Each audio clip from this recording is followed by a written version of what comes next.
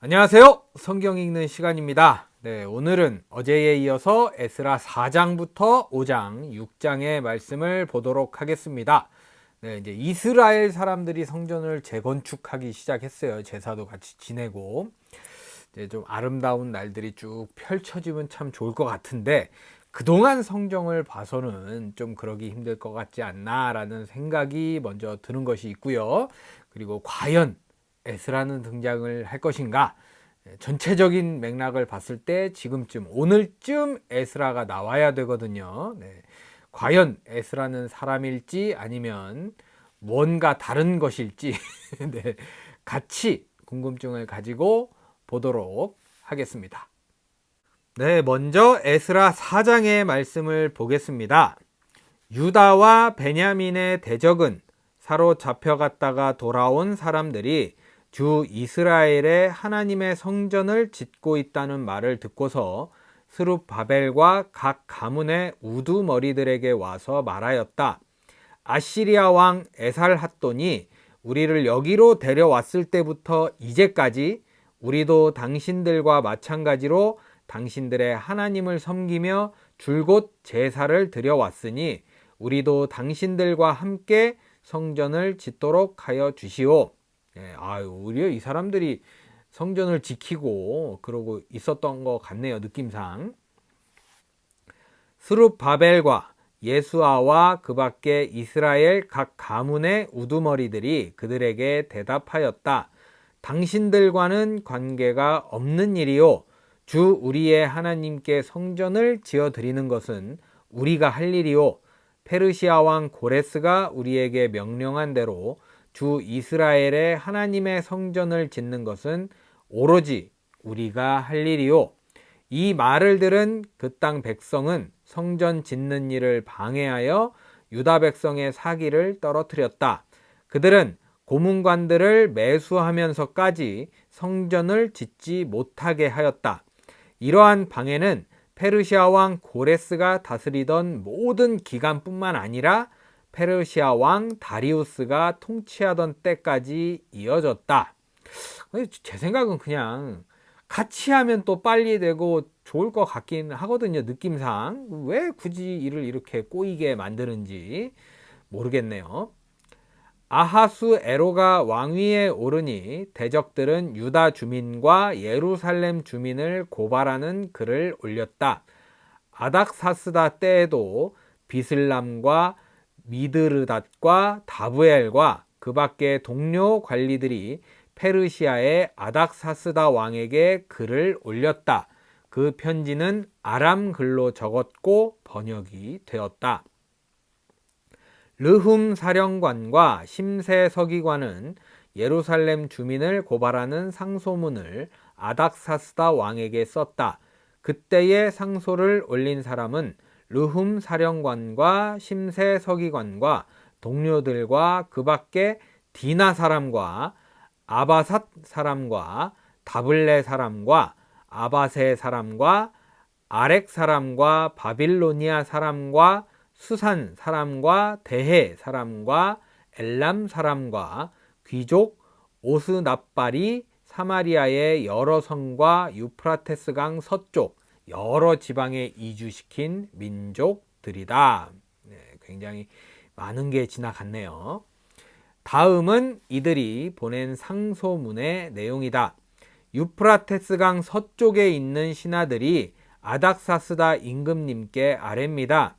임금님께서 다스리시는 여러 지방에 흩어져 살던 유다 사람들이 우리가 사는 예루살렘으로 와서 자리를 잡고 범죄와 반역을 일삼던 악한 성읍 예루살렘을 지금 다시 세우고 있습니다.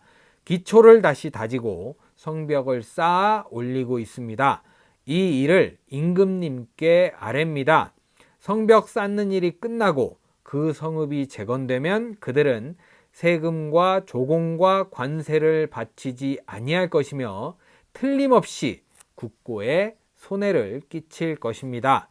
나라에서 녹을 타먹는 우리로서 임금님께 불명예스러운 일이 미칠 일을 그냥 보고만 있을 수 없어서 이렇게 상소문을 올리어서 임금님께 아뢰입니다. 조상이 남기신 기록들을 살펴보면 임금님께서도 바로 이 성읍이 반역을 일삼던 곳이었음을 아시게 될 것입니다. 예로부터 이곳에서는 반란이 자주 일어나서 임금님들을 괴롭히고 다른 여러 지방에까지 피해를 입혔습니다. 이 성읍을 없애버린 것은 바로 그러한 반역 때문입니다. 이제 짓기 시작했는데 또 없애자고 얘기 나오는 것 같네요. 이 성읍이 재건되고 성벽 쌓는 일이 끝나면 임금님께서는 유프라테스강 서쪽 지역을 잃게 되신다는 것을 아뢰는 바입니다. 이에 대하여 왕이 내린 회신은 다음과 같다. 르훔 사령관과 심세 서기관과 사마리아와 유프라테스강 서쪽에 사는 경들의 동료들에게 평안을 빌면서 이 조서를 내린다. 경들이 우리에게 보낸 상소문은 번역이 되어 내 앞에서 낭독되었다. 그것을 듣고서 조사해 보니 과연 그 성읍 사람들은 예로부터 왕실의 권위에 반기를 들어왔으며 그곳이 반란을 일으키는 자들의 소굴이었음이 밝혀졌다. 한때는 강한 왕들이 그곳 예루살렘을 다스리면서 유프라테스강 서쪽 지방을 장악하고 조공과 세금과 관세를 거두기도 하였음이 확인되었다. 그러므로 경들은 그들에게 명령을 내려서 이를 중단시켜라. 다음에 내가 다시 명령을 내릴 때까지 그들이 성읍을 재건하지 못하도록 하여라. 이 일에 착오가 없도록 유의하여 왕실이 화를 입거나 손해를 보는 일이 없도록 하여라. 르훔과 심세 서기관과 동료 관리들은 아닥사스다 왕의 편지를 읽고 곧 예루살렘으로 올라가서 유다 사람들이 일을 하지 못하게 무력을 써서 막았다. 그래서 예루살렘에 있는 하나님의 성전 공사는 페르시아 왕 다리우스 2년에 이르기까지 중단되었다. 그러니까 저는 좀 이렇게 화해해서 잘 이게 처음에 시작을 같이 했으면 충분히 지을 수 있지 않았을까라는 생각이 드네요. 이렇게 좀 찝찝하게 사장이 마무리되었습니다. 네, 계속해서 에스라 5장의 말씀을 보겠습니다. 성전이 좀 건축이 됐으면 좋겠네요. 그때에 학계 예언자와 id도의 아들 스가랴 예언자가 자기들이 받들어 섬기는 이스라엘의 하나님의 이름으로 유다와 예루살렘에 사는 유다 사람들에게 예언을 하기 시작하였다. 같은 때에 스알디엘의 아들 스룹바벨과 요사닥의 아들 예수아가 예루살렘에 있는 하나님의 성전 건축 공사에 착수하였다. 하나님의 두 예언자도 그들을 도왔다. 바로 그때에 유프라테스강 서쪽 지방의 닷든의 총독이 스달보스네와 동료 관리들을 데리고 그들에게 와서 누가 그 성전을 다시 지으라고 하였는지, 누가 성벽 공사를 마치라고 하였는지를 물었다. 그들은 또한 성전 재건을 돕는 사람들의 이름도 밝히라고 요구하였다. 그러나 하나님이 유다의 원로들을 돌보아 주셨으므로 아무도 그 일을 막을 수 없었다. 페르시아 관리들은 이 일을 다리우스 왕에게 알리고 회답을 기다리는 수밖에 없었다. 관리들이 힘이 없나 봐요. 이르는 것밖에 못해. 참 치졸하죠, 어떻게 보면. 유프라테스강 서쪽 지방의 닷든의 총독은 스달보스네와 동료 관리들인 유프라테스강 서쪽 지방의 관리들과 함께 다리우스 왕에게 글을 올렸다. 그 글의 내용은 다음과 같다. 다리우스 임금님께서 평안하시기를 빌며 임금님께 아뢰입니다. 저희가 유다 지역에 갔을 때에 그곳 백성이 크신 하나님을 모시려고 성전을 짓고 있는 것을 보았습니다. 그들은 큰 돌을 떠다가 성전을 지으며 나무를 날라다가 벽을 쌓고 있었습니다. 감독관들의 관리 아래 공사는 빈틈없이 잘 진행되어 가고 있었습니다. 그래서 저희는 원로들에게 누가 그 성전을 다시 지으라고 하였는지, 누가 성벽 공사를 마치라고 하였는지를 물었습니다.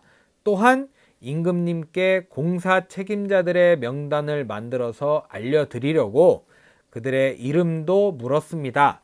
그들이 우리에게 한 대답은 다음과 같습니다. 우리는 하늘과 땅의 주이신 하나님을 섬기는 사람입니다. 우리는 지금 허물어진 성전을 다시 짓고 있습니다. 이 성전은 본래 옛날 이스라엘의 어떤 큰 왕이 짓기 시작하여 완공하였던 것입니다. 그런데 우리의 조상이 하늘의 하나님을 노엽게 하였으므로 하나님이 우리의 조상을 갈대아 사람 바빌로니아 왕 느부갓네살의 손에 넘기셨습니다. 그가 이 전을 허물고 백성을 바빌로니아로 사로잡아 갔습니다. 그러나 고레스 왕께서 바빌로니아 왕이 된 그 첫 해에 하나님의 성전을 지으라고 칙령을 내렸습니다. 그뿐만 아니라 그는 느부갓네살이 예루살렘 성전에서 꺼내어서 바빌론 신전으로 가지고 간 성전의 금그릇과 은그릇을 그 신전에서 꺼내어 돌려주기까지 하였습니다. 그때에 고레스 왕께서는 세스바알을 총독으로 임명하고 그 그릇들을 주면서 그에게 그것들을 모두 예루살렘으로 가지고 가서 성전에 두라고 하셨습니다. 또 하나님의 성전을 제자리에 다시 세우라고 말씀하셨습니다. 바로 그 세스바알이 예루살렘으로 와서 하나님의 성전 기초를 놓았습니다. 그때부터 오늘까지 줄곧 일을 하였으나 아직 다 마치지 못하였습니다.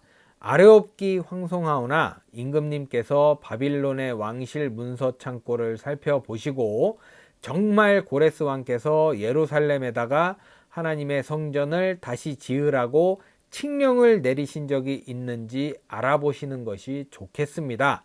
그런 다음에 이 일을 어떻게 하면 좋을지를 결정하시고 알려주시기 바랍니다. 네, 똑 부러지게 얘기를 하네요. 사실을 이렇게 얘기하는 거니까요. 그래도 어떻게 보면 깡이 좋다, 막무가내로 그냥 막 짓기 시작을 해버린 거네요.